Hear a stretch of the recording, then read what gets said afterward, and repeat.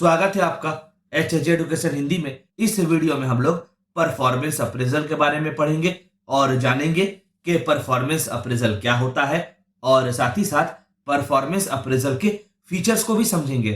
हम सब इस बात को जानते हैं कि एम्प्लॉइज का परफॉर्मेंस ऑर्गेनाइजेशन के लिए बहुत इंपॉर्टेंट होता है। अगर कहें कि एम्प्लॉइज के परफॉर्मेंस पर ऑर्गेनाइजेशन का सक्सेस डिपेंड होता है तो हम लोग गलत नहीं होंगे। प्रत्येक ऑर्गेनाइजेशन सक्सेसफुल होना चाहता है और अपने गोल्स को अचीव करना चाहता है, तो इस लिहाज से ऑर्गेनाइजेशन के लिए एम्प्लॉइज के परफॉर्मेंस को मेजर करना और इवेल्युएट करना बहुत जरूरी हो जाता है। ऑर्गेनाइजेशन यह जानने का प्रयास करती है कि एम्प्लॉइज कितना अच्छा काम कर रहा है और ऑर्गेनाइजेशन की सफलता में अपना कितना योगदान दे रहा है।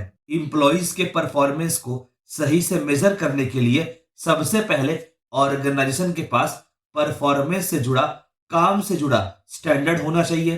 परफॉर्मेंस स्टैंडर्ड या वर्क स्टैंडर्ड उन गाइडलाइंस, नॉर्म्स को कहेंगे जिसे ऑर्गेनाइजेशन अपने एम्प्लॉइज को प्रोवाइड करती है और यह बताने का प्रयास करती है कि काम को, एक्टिविटीज को कैसे परफॉर्म करना है, काम के रिस्पेक्ट में एम्प्लॉइज का ड्यूटी क्या क्या है, रिस्पॉन्सिबिलिटी क्या क्या है, अकाउंटेबिलिटी कितना है और एम्प्लॉइज काम से जुड़ा रिपोर्टिंग किसे करेंगे। इतना ही नहीं, काम को लेकर ऑर्गेनाइजेशन अपने एम्प्लॉइज से क्या क्या एक्सपेक्टेशन रखती है, इसका पता भी परफॉर्मेंस स्टैंडर्ड से चलता है। अच्छा, परफॉर्मेंस स्टैंडर्ड से यह भी पता चलता है कि कौन से परफॉर्मेंस को अच्छा परफॉर्मेंस कहा जाएगा, कौन से परफॉर्मेंस को एवरेज परफॉर्मेंस कहा जाएगा और किसे खराब परफॉर्मेंस या बिलो एवरेज परफॉर्मेंस कहा जाएगा। जैसे मान लेते हैं ऑर्गेनाइजेशन में एक मंथ में 10,000 यूनिट बनाना अच्छा परफॉर्मेंस माना जाएगा, 5,000 यूनिट बनाना एवरेज परफॉर्मेंस माना जाएगा और 500 यूनिट बनाना खराब या बिलो एवरेज परफॉर्मेंस माना जाएगा।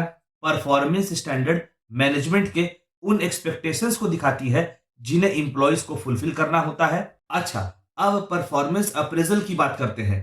परफॉर्मेंस अप्रेजल वह प्रोसेस है जिसमें एम्प्लॉइज के परफॉर्मेंस को समय समय पर रिव्यू किया जाता है और एम्प्लॉइज का कंट्रीब्यूशन को इवेलुएट किया जाता है ताकि एम्प्लॉइज का ऑर्गेनाइजेशन के प्रति कंट्रीब्यूशन को समझा जा सके। आगे, परफॉर्मेंस अप्रेजल के प्रोसेस में एम्प्लॉइज के परफॉर्मेंस को इवेलुएट किया जाता है और एम्प्लॉइज के वर्थ को जानने का प्रयास किया जाता है। एम्प्लॉइज के एक्टिविटीज को जानने का प्रयास किया जाता है।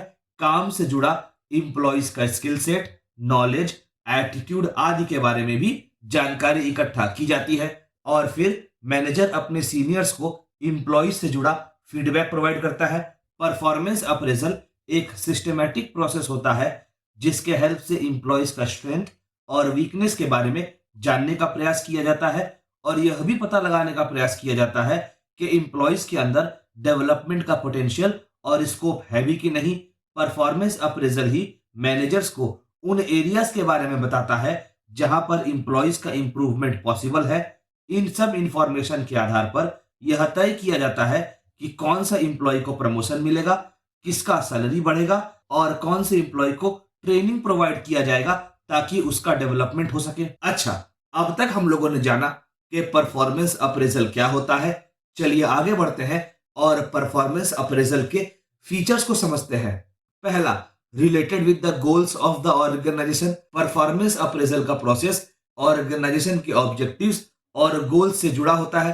कहने का मतलब हुआ, परफॉर्मेंस अप्रेजल के प्रोसेस को परफॉर्म करते समय ऑर्गेनाइजेशन के गोल्स और ऑब्जेक्टिव्स को ध्यान में रखा जाता है और परफॉर्मेंस का अप्रेजल इस तरह से परफॉर्म किया जाता है ताकि ऑर्गेनाइजेशन अपने गोल्स और ऑब्जेक्टिव्स को अचीव कर सके। अगला फीचर है helps in evaluation. Performance appraisal वह प्रोसेस है जो ऑर्गेनाइजेशन के एम्प्लॉइज के परफॉर्मेंस को इवैल्यूएट करता है और यह पता करने का प्रयास करता है कि एम्प्लॉइज के स्पेशलिटीज क्या है ताकि एम्प्लॉइज को उनके स्पेशलिटीज के हिसाब से काम सौंपा जा सके जिससे एम्प्लॉइज बेहतर तरह से परफॉर्म कर सके और ऑर्गेनाइजेशन के ओवरऑल एफिशिएंसी को भी इंप्रूव किया जा सके।